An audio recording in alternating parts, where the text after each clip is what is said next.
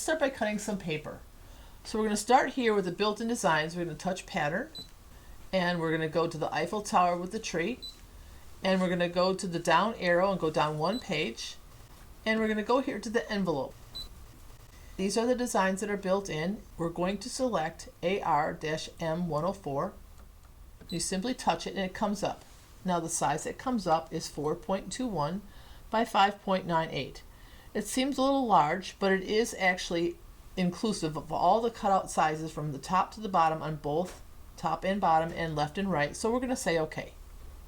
You touch OK, and the design is already highlighted, so we just simply touch OK. Now at this point, you can change how many of these you want cut out. So if you're doing a dinner party, you can just simply increase how many place cards you want to have cut. But we're just going to do one just so that you can have the demo and see how to do this. So we're going to touch Set.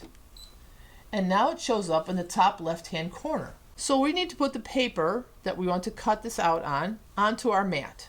So this is a low-tack mat that has a covering on. So you need to take this plastic protective paper off. And you want to save this, so we're going to put it back on later on. So just save that so you have it for yourself. And I have a piece of cardstock here. You're going to place it on the mat.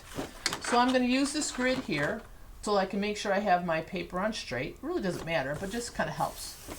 And you put it there, and I'm using the optional brayer just to make sure I press it down. And you notice I have the trays open. It gives you a nice surface to work with. So I'm just putting the mat there and using the brayer just to press down, making sure the paper is adhered to the mat. And then you need to load the mat. Now if you look at the ScanNCut itself, there's two little guides here, one on the right and one on the left, and you simply drive the mat right between those two guides, and now on the machine itself you have this button here, and this will actually load the mat into the machine. You simply touch this button and the machine goes very slowly and feeds the mat in and sets it in place. Okay, now we're back to our work screen, and we want to position the design onto the paper.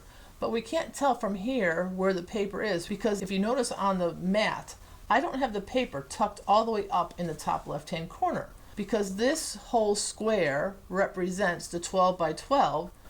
That's this whole square on the mat of the black outline.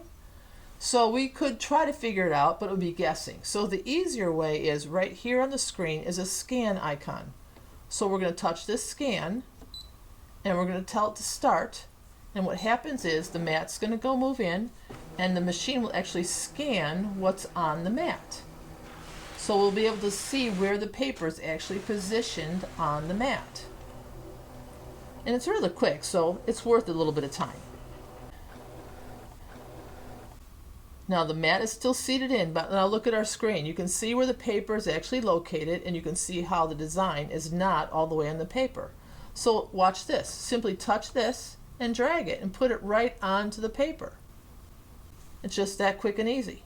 So now we can say OK.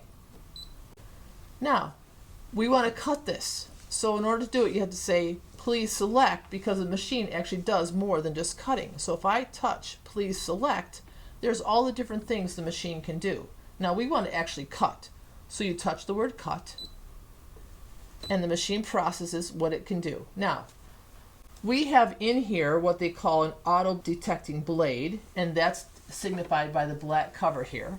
But to assure yourself that it's going to cut properly, there's a built-in test for us. So you touch the word test, and when you do that, there's a tiny, tiny, tiny little triangle included inside this little red box. Now if I touch this red box, I'm going to drag it away from our design so you can see a little better. See how it is there? Now my suggestion is bring it all the way down to the bottom of our paper. And I'll show you why. Because that way we can cut way down here, and it's much easier for us to check we're okay to cut the rest of our design. Now we're going to touch start.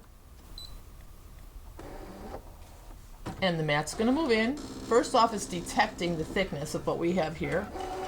And now it's going to go cut that little test. And it's a triangle, just so you know what to expect. There you go. Now, you simply lift up the paper, and you can see that the triangle cut out correctly. And it's up to you. You can leave the triangle piece there, or you can actually take it off your mat, because this is the piece that you wanted to have cut. And it cut properly because this piece is cut fine, it's cut out of our paper fine, and the mat is not cut. So we're good to go. Now if you go back to your screen, it says the test is completed. So if you're happy, we're all set to go. If you weren't happy, you could say test again, but ours turned out successful, so now we simply touch the word start. And now the machine's going to engage, the mat's going to move back in, it recalculates the thickness, and now the cutting of the actual place card is going to begin. Now our screen tells us it's going to take 4 minutes.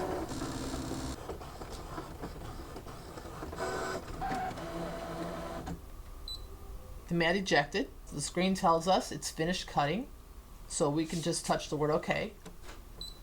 Now the screen looks the same, but look at the mat itself. Again, we're going to lift the paper.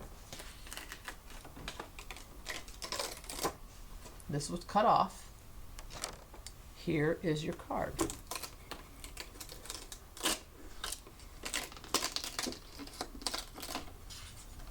And there is your cut place card.